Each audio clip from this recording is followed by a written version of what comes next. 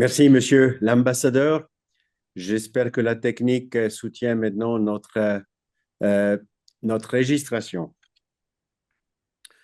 Monsieur le secrétaire général, Excellences, 4 années se sont écoulées depuis le début de la guerre menée par la Russie contre l'Ukraine.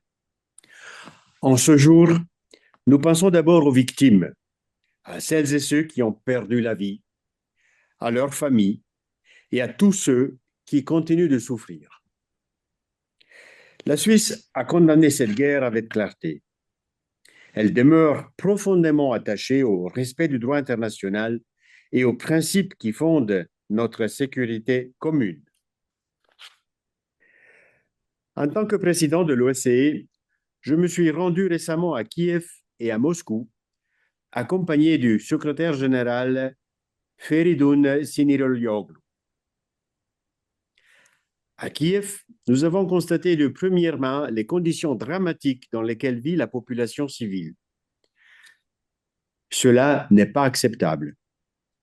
Le droit international doit être respecté.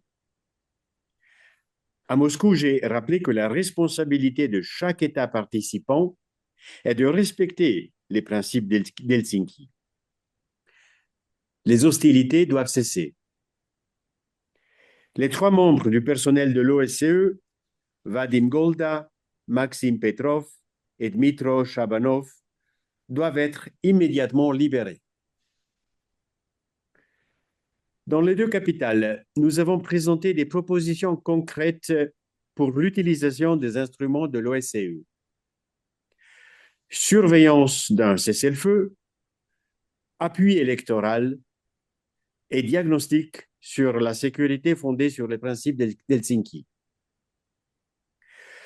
L'OSCE doit anticiper et se tenir prête à accompagner toute initiative diplomatique sérieuse ouvrant un chemin vers la paix.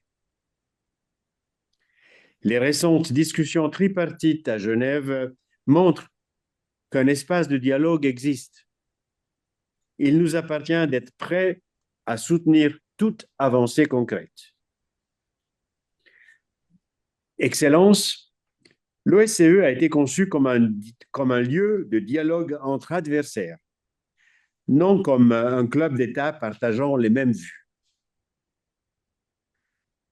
En temps de guerre, plus encore, ce dialogue doit rester réel. Il ne peut se réduire à 2 monologues parallèles. Telle est l'ambition de la présidence suisse: défendre les principes d'Helsinki et préserver cette plateforme unique de dialogue inclusif.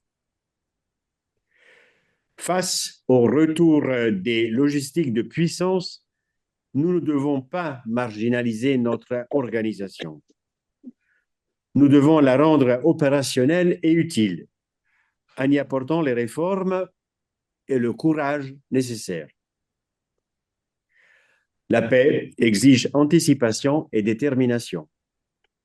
Il nous appartient collectivement de faire de l'OSCE un instrument crédible au service de la paix et de la sécurité en Europe. Je vous remercie.